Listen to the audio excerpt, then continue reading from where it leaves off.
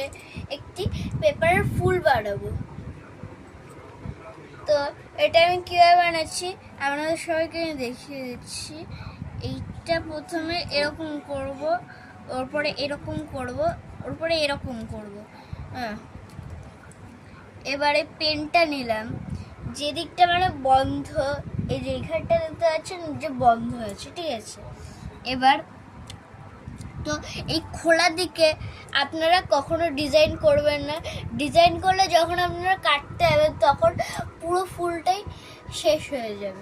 এর জন্যই আটকানো যে জায়গাটা আছে সেই জায়গায় আপনারা মানে করবেন, আঁকবেন। তো আমি আঁকাটা স্টার্ট করছি।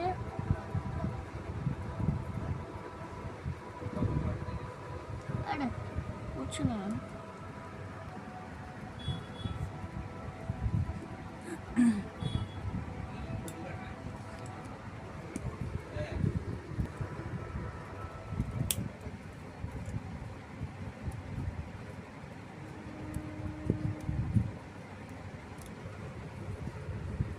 তো বন্ধুরা আবার কাটা আছে ফ্লাওয়ারটা,